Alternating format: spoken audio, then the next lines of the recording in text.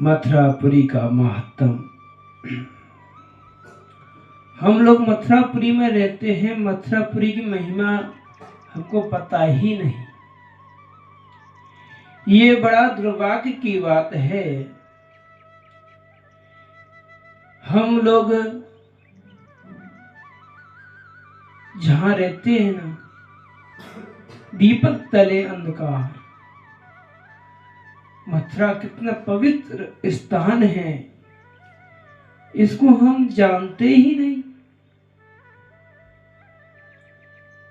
ऐसे ही गर्ग संगीता में बहुलाश्व ने नारद जी से पूछा, हे मुनि, जहां बलराम जी अकस्मात पहुंचे गए, वहां ऐसा उत्तम तीर्थ सुना गया। अहो, मथुरापुरी धन्य है जहां वे नित्य निवास करते हैं। और मथुरा देवता कौन है? अब बहुलाश पूछ रहे हैं कि मथुरा के देवता कौन है और द्वारपाल कौन है और उसकी रक्षा कौन करता है, और चार कौन है, जो मंत्री परिवार कौन है, और किन किन लोगों के द्वारा वहां की भूमि का सेवन किया गया है। देखिए कितने सुंदर प्रश्न किया है। किंतु देवर्षि नारद इसका क्या उत्तर दे रहे हैं वो हम श्रवण करें। हे राजन, साक्षात परिपूर्णतम श्री कृष्ण हरि स्वयं मथुरापुरी के स्वामी हैं और भगवान केशव देव वहां के कलेश नाशक हैं। साक्षात भगवान कपिल नामक ब्राह्मण को अपनी 12 मूर्ति प्रदान की थी। कपिल ने प्रसन्न होकर वहां मूर्ति देवराज इंद्र को दे दी थी। फिर समस्त लोगों को रुलाने वाले राक्षस राजा रावण देवताओं को जीतकर उस मूर्ति का स्तवन कर कर उसे पुष्प विमान में रखकर लंका में ले आया। लंका में लेकर आया, उसकी पूजा करने लगा और मिथिलेश्वर तथा राघवेंद्र श्री राम लंका की पर विजय प्राप्त करके भगवान 12 को प्रथम पूर्वक अयोध्या में पुरी में ले आए। अयोध्यापुरी में ले आए और वहां उनकी अर्चना करते थे। तत्पश्चात शत्रुघ्न श्री राम की स्तुति करके उनकी आज्ञा से उस 12 विग्रह की प्रथम पूर्वक महापुरी मथुरा में ले आए। बोलो 12 भगवान की जय। तो लेकर आए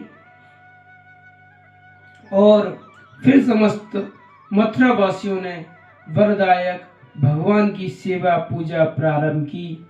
वे ही ये आज साक्षात कपिल 12 मथुरापुरी में श्रेष्ठ मंत्री माने गए हैं। मथुरापुरी में 12 भगवान का बड़ा विशाल सुंदर मंदिर है। कहते हैं परिक्रमा अगर आप मथुरापुरी की लगा रहे हैं तो आप को कभी भी 84 लाख योनियों को भोगना नहीं पड़ता है। मथुरा इतनी पवित्र भूमि है जिसमें एक बार कोई व्यक्ति आ जाए, उसे भगवान ने कहा है कि उसे कभी भी नरक का मुंह देखना नहीं पड़ता। इतना साक्षात वर्णन दिया है। और कहते हैं कि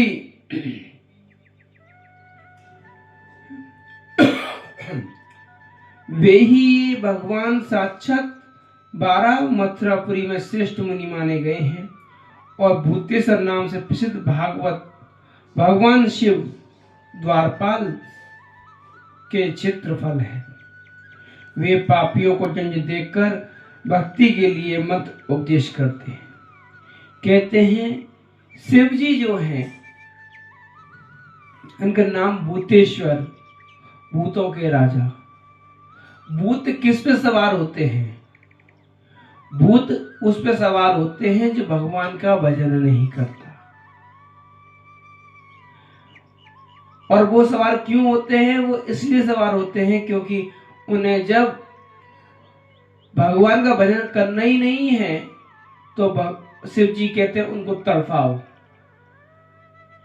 उनको जिंदगी से परेशान करो, जिससे परेशान होकर मन में एक बार तो आ जाए भगवान का भजन करें।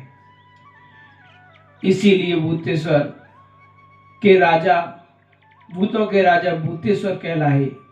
और द्वारपाल भी हैं। द्वारपाल का काम क्या है कि अगर किसी मालिक को मिलना है, मालिक से मिलना है तो उसके लायक तैयार करना। ऐसे ही शिव जी हमारे इतने सर्वश्रेष्ठ होकर, और शिव जी क्या कर रहे हैं, जो भगवान कृष्ण की जन्म भूमि आना चाहता है उन लोगों को अपना मंत्र उपदेश देकर। मंत्र उपदेश क्या है? रामचरितमानस में भी आया है। शिव जी किसका जाप करते हैं? राम नाम का। एक बार जब राम जी की परीक्षा सती ने ली तो क्या हुआ? राम जी ने स्वीकार नहीं किया, जबकि धर्म पत्नी थी। कहते हैं जो राम पर शंका करता है, शिव जी राम पर कृष्ण में शंका करेगा, उसे कभी शिव जी प्रसन्न नहीं हो सकते। ऐसे ही रामचरितमानस में काकभूषण संवाद में भी यही आता है। क्योंकि काकभूषण जी पहले कौन थे? शिव के भक्त, किंतु गुरु राम भक्त थे। अगर इसे श्रवण किया है जिन लोगों ने, उन्हें पता है। गुरु की बात नहीं मानी, शिव को ही भगवान मानने लगे। और जो शिव को भगवान मानता है वो अगले जन्म में कौवा बनता है। क्यों? कि जो अपनी जीभ को चलाता है, शास्त्र की बात को नहीं मानता, वही कौवा होता है। यही श्राप दिया था। और उनको हजारों वर्ष जो कौवा का श्राप लगा, तब तो तड़पने लगे। तब बोले प्रभु मुझे कुछ उपाय बताओ। बोले उपाय यह है कि आपको इस शरीर में आपको जो ज्ञान प्राप्त हुआ है वो ज्ञान प्राप्त रहेगा और अगले जन्म में राम की भक्ति करोगे। वही काकभूषण जी ने गरुड़ जी को सुनाया था। ऐसे ही कहते हैं शिव जी का भजन, शिव जी को जिसने एक बार भी पूजा करी है ना, तो उसे राम नाम की भक्ति जरूर मिलेगी। नरसिंह ने भी किसका भक्त था? शिव जी का, तो उसे क्या मिला? कृष्ण की भक्ति। ऐसे ही मेरे प्यारे ऐसे ही पापियों को दंड देकर भक्ति के लिए मत उपदेश देते हैं। और महाविद्या, स्वरूप दुर्गम, कष्ट दूर करने वाली चंडिका देवी दुर्गा सिंह पर आरूढ़ होकर सदा मथुरापुरी की रक्षा करती है। मैं नारद ही मथुरा का 4 गुप्तचर हूं और इधर उधर लोगों की दृष्टि रखकर सबकी बात को महात्मा श्री कृष्ण को बताता हूं। देखिए, नारद जी गुप्तचर बन के रह रहे हैं, शिव जी द्वारपाल बन के रह रहे हैं, चंडिका देवी इस सिंहासन पर आरूढ़ होकर मथुरापुरी की रक्षा कर रही है। सबसे कहते हैं मथुरापुरी में जहां बैठी हुई है चंडिका देवी, वो जो है बहुत ऊंचा है, इसको बोलते हैं महाविद्या। टीले पर हैं और विदेहराज नगर के मध्य भाग में इससे शुभदायिनी करुणामयी मथुरा देवी भूखे लोगों को अन्न प्रदान करती है। कहते हैं कि ब्रज में अपने मथुरा में सब चीज है। मथुरा देवी क्या करती है? सबको भूखे प्यास सबको अन्न दान करती है। और मथुरा में मरे हुए लोगों को विमान द्वारा जाने के लिए श्याम अंग वाले 4 बजाधारी आते जाते रहते हैं। मथुरापुरी की इतनी महिमा है, कहते हैं कि मथुरापुरी में जो मरता है उसे भगवान की वैकुंठ के नहीं भगवान गोलोक बिहारी का आश्रय मिलता है। किंतु कहते हैं महापुरी मथुरा जिसके दर्शन मात्र से मनुष्य कृतार्थ हो जाता है, श्री कृष्ण के अंग से प्रकट हुई है। पूर्व काल में ब्रह्मा जी ने मथुरा में आकर निराहार रहते हुए 100 दिव्य वर्ष तक तपस्या की थी। 100 वर्ष तक तपस्या करी और उस समय भी परब्रह्म श्री हरि नाम का जप करते रहते थे। इससे उन्हें स्वयंभू मनु जैसे तरुण पुत्र की प्राप्ति भी हुई। सती के पति देव भूतेश्वर मधुबन में 100 दिव्य वर्ष तप करके श्री कृष्ण की तत्काल मथुरापुरी माथुर मंडल में क्षेत्रपाल हो गए। कि देखिए जिन भूतेश्वर को आज द्वारपाल बन के बैठे हैं, उनने मधुबन में 100 वर्ष तक तपस्या करने के बाद द्वारपाल बने हैं। जिस मथुरापुरी की इतनी महिमा है और हम लोग मथुरापुरी में आकर रहकर अपने कहते हैं कि दीपक जलता है तो दीपक तले अंधकार, हम दीपक के नीचे छुपे हुए बैठे हैं। अंधकार बाहर के लोग आ रहे हैं, उसका आनंद ले रहे हैं।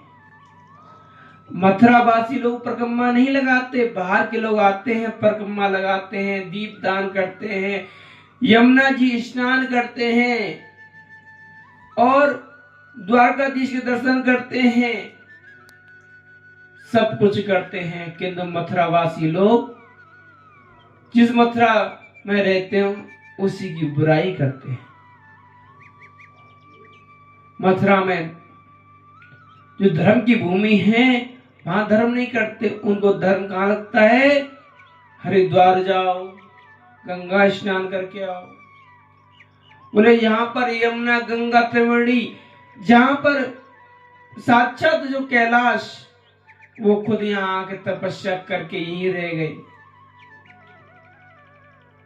जिन देवी वैष्णो देवी जो ऊपर जाके बैठी पहाड़ पर तपस्या करने के लिए, उनकी दूसरी रूपा यहाँ पे आकर तपस्या करके आज मथुरा मंडल की रक्षा कर रही हैं। और इसी प्रकार दुर्गा मथुरा में जाती है और निश्चय श्री कृष्ण की सेवा करती है। इंद्र ने मथुरा में तप करके, इंद्रपद, सूर्य ने तप करके, व्यवस जैसा मनु पुत्र, कुबेर ने, अच्छे निधि वरुण ने, सभी देवी देवताओं सबने तप किया और तप करने के बाद सबने वरदान मांगा, प्रभु हमें अपनी सेवा में रख लो। ऐसे ही राक्षस देवताओं पर विजय पाई, राक्षसों का अधिकारी बनाकर मंदिर का निर्माण करके लंका के प्रतिष्ठा वो बड़ी स्व प्राप्त की। मिथिलेश्वर यही सुंदर मधुबन तपस्या कर कर हस्तिनापुर के राजा संतु ने अत्यंत साधु श्रोमणि तत्स्वार्थ सागर कर्णधार भीष्म पुत्र के रूप में प्राप्त किया था। अब बहुलाश ने प्रश्न किया, देव श्रोमणि मथुरा का महात्मा बतलाइए, वहां निवास करने वाले संजनों को किस प्रकार फल की प्राप्ति होती है। अब सुनिए, आदि युग में 12 महासागर के जल में जहां बड़ी बड़ी ऊंची लहरें उठ रही थी, डूबी हुई पृथ्वी को जैसे हाथी के सूंड से कमल को उठा ले, उसी प्रकार स्वयं अपनी जाड़ से उठाकर जल के ऊपर स्थापित किया। तब मथुरापुरी के मातम को इस प्रकार वर्णन किया था, यदि मनुष्य मथुरा का नाम ले तो भी उसका भगवान का उच्चारण का फल मिलता है। यदि वह मथुरा का नाम सुन ले तो भी श्री कृष्ण की कथा श्रवण का फल पाता है, और मथुरा का स्पर्श प्राप्त करते ही मनुष्य साधु संतों का स्पर्श का फल प्राप्त होता है। कहते हैं इस रज की, इस पृथ्वी की यो महिमा है कि इसका टच होते ही इस कथा का, साधु संग का फल प्राप्त होता है। और मथुरा में रहकर किसी प्रकार भी गंध को ग्रहण कर ले तो मानव भगवान उच्चारण की चढ़ी हुई तुलसी के पत्र की सुगंध लेने का फल प्राप्त होता है। कहते हैं ठाकुर जी चरणों में तुलसी चढ़ती है, उसको हम जब लेते हैं तो हमारे सारे पाप नष्ट हो जाते हैं। ऐसे ही मथुरा की जो वायुमंडल है उसका ग्रहण करने से भी हमारे सारे पाप नष्ट हो जाते हैं। मथुरा का दर्शन करने वाला मानव श्री हरि के दर्शन का फल प्राप्त होता है, और किया हुआ आहार भी भगवान के लक्ष्मीपति के नवेद प्रसाद भक्षण फल देता है। दोनों भावों से कोई भी कार्य श्री हरि की सेवा करने का फल प्राप्त होता है। जहां घूमने फिरने वाला भी भगवत तीर्थ यात्रा का फल भागी होता है। कहते हैं मथुरापुरी में नंगे पांव घूमना भी तीर्थ का फल होता है। राजन सुनो, राज का हनन करने वाला, संगोत्र घातक, तीनों लोगों को नष्ट करने वाला पतनशील होता है। ऐसे महापापी मथुरा में निवास करने वाले योगेश्वर गति को प्राप्त होता है। उन पैरों को धिक्कार है जो मधुवन में नहीं गए, उन नेत्रों को धिक्कार है जिनने मथुरा का दर्शन नहीं कर सके। मिथिलेश्वर उन कानों को धिक्कार है जो मथुरा का नाम नहीं सुन पाते, उस वाणी को भी नहीं सुन पाते। धिक्कार है जो कभी थोड़ा सा भी मथुरा का नाम नहीं ले सकी। विजयराज मथुरा की 14 करोड़ वन है, 14 करोड़ वन है मथुरा में, जहां तीर्थों का निवास है, और इन तीर्थों में प्रत्येक मोक्षदायक है। मैं मथुरा का नाम उच्चारण करता हूँ और मैं साक्षात मथुरा का प्रमाण कर आता हूँ, प्रणाम करता हूँ कि जिसमें असंख्य ब्रह्मांड की आधिपति परिपूर्ण तम देवता गोलोक साक्षात श्री कृष्ण स्वयं अवतार लिया, उस मथुरापुरी को नमस्कार है। दूसरी पुरियों में क्या रखा है? जिस मथुरा का नाम तत्काल पाप को नष्ट कर देता है, जिसके नाम उच्चारण करने वाला सब प्रकार मुक्तियों सुलभ है, तथा उसकी जिसकी गली गली में मुक्ति मिलती है, उस मथुरा को में विशिष्ट विद्वान पुरुष श्रेष्ठतम माने जाते हैं। जो व्यक्ति विदेराज, जो लोग एकमत भगवान श्री कृष्ण में चित्त लगाकर स्वयं को नियम पूर्वक जहाँ कहीं भी रहते हैं, वह मधुपुरी इस महात्म को सुनते हैं तो मथुरापुरी परिक्रमा का फल जो प्राप्त करते हैं, इसमें संशय नहीं है। विदेहराज, जो लोग मथुरा भूखंड को सब सुनते गाते हैं, जो पढ़ते हैं, उनको सब प्रकार की समृद्धि सिद्धियां सदा स्वभाव से प्राप्त होती रहती हैं। जो वैभव इच्छा करने वाले हैं, जो नियम पूर्वक मथुरा भूखंड का 21 बार श्रवण करते हैं, उनके घर द्वार का हाथों कड़ताल प्रताड़ित ब्रह्मावली अलंकृत करती है, जिसको पढ़ने सुनने वाला ब्राह्मण विद्यमान होता है। राजकुमार युद्ध में विजयी होती है, स्त्री हो या पुरुष, उसे निकट सुनने वाला अत्यंत मनोरथपूर्ण होता है। ऐसे ही हमारे मथुरा की अनंत महिमा है। भगवान श्री कृष्ण ने कंस को मारने के बाद परिक्रमा करी, जिसको कहते हैं 3 मन की परिक्रमा, जिसमें मथुरा वृंदावन दोनों की परिक्रमा लगती है, जिसमें गरुण गोविंद भी आते हैं। ठीक है, संबंध आज हमारे ब्रज में मथुरा में ऐसा कोई देवी देवता नहीं जो निवास नहीं करता हो। तो ऐसे ही हम लोग अपने मथुरा की ब्रजभूमि को प्रणाम करते हुए और सबसे हरे कृष्णा बोलो, गोविंद भगवान की।